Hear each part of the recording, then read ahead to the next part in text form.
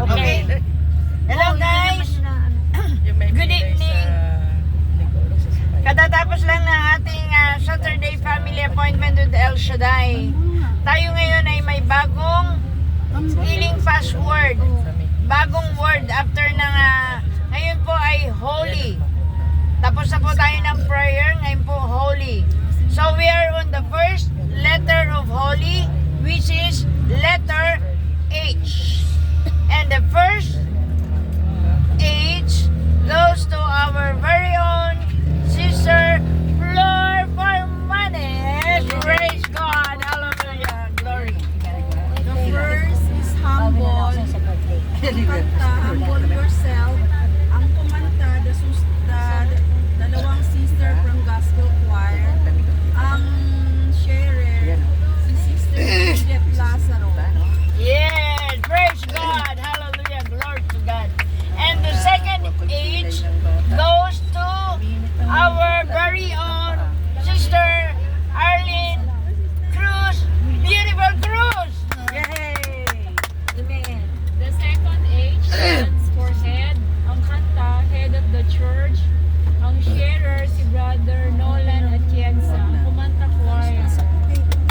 Praise God. Hallelujah. Glory to God. And the third H goes to Sister Sally Baarde. Yes. Third, H stands for honor. Ang song, Glory in Honor. Glory and honor. Ang kumanta, si Sister Mian. Ang sharer, Sister Carol Nogot. Praise God. Sinong kumanta? Sister Mian. Ang galing na si Maya. Praise God. Hallelujah. Yung ba yun na Yes, girl. Yun na. And the fourth H goes to Brother Rolly Llorera. Llorera. Fourth is heart. Heart. Opo, Ang heart. kinanta, I give you, Lord, I give you. Lord, I give you my My heart. Ang sharer ay si Judith Olivares. Yeah, Olivares. Kumanta si Sister Benes. Good you. Benis. Yeah. Choir. Ang ating sinaw, Sister Early. Lord, I give you my heart. Lord, I give you my heart. Lord, I give you my heart. Then, ang ating mag-closing prayer na tayo bago tayo magbigay ng insight doon sa Sister, Nani Sally. closing prayer na. Hallelujah. Ay, glory Sino to ang God. closing prayer? Nani Sally. Sa akin. Okay. Tahimik. Damin natin ang presence of the Holy Spirit. In the name of the Father, the Son, Holy Spirit. Amen. Amen. Amang banal, Yahweh Shaddai, Diyos na makapangyarihan, Diyos na mabuti, Diyos na nagbibigay ng lahat ng aming pangailangan sa aming buhay. Salamat o Diyos sa kabutihan at katagumpayan ng iyong banal na gawain. Amen. Salamat po Diyos sa mga aral na tumimo sa aming mga puso at isipan, O God. Maraming salamat po Diyos. Hallelujah. Ayan mo po Diyos na dalhin namin sa aming tahanan ang iyong mga salita na itinanim mo sa bawat puso ng Yes, bawat O isa Lord. sa araw na ito.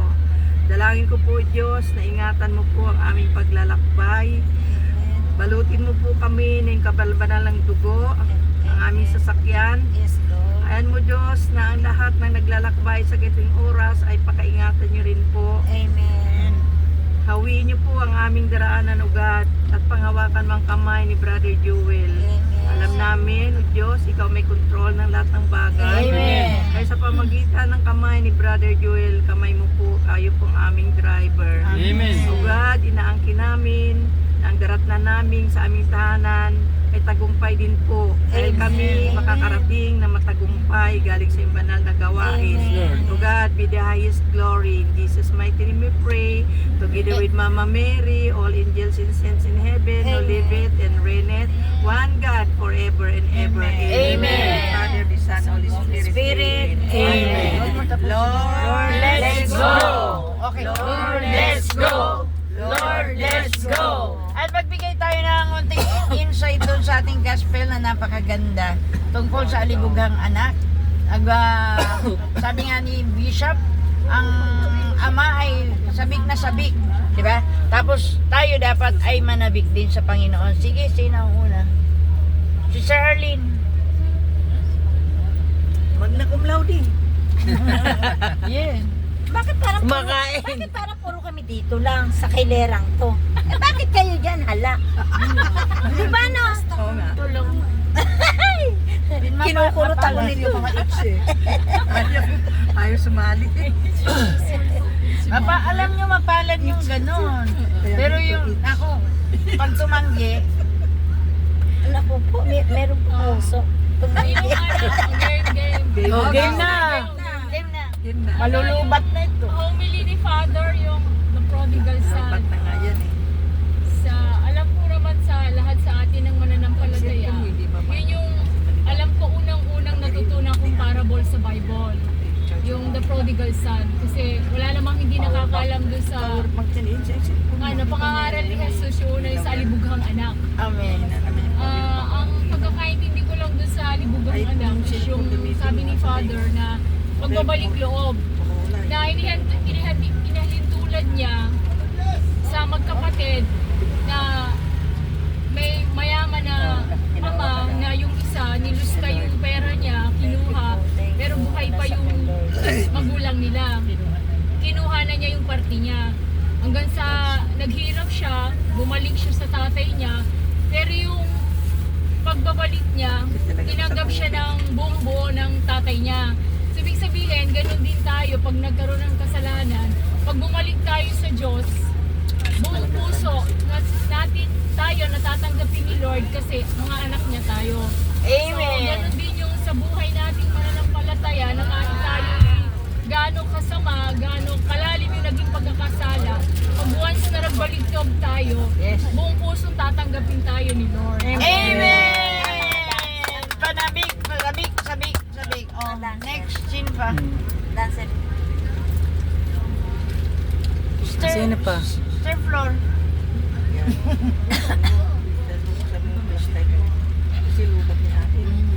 Ang may bibigay ko lang na insights, yung parables na yun is napakaganda mo talaga kasi malalim pati siya dahil bilang tao, bilang human, talagang nagkakasala po tayo. Pero dahil sa pangako niya na kahit anong kasalanan na nagagawa natin, nakahanda po siyang tanggapin tayo uli.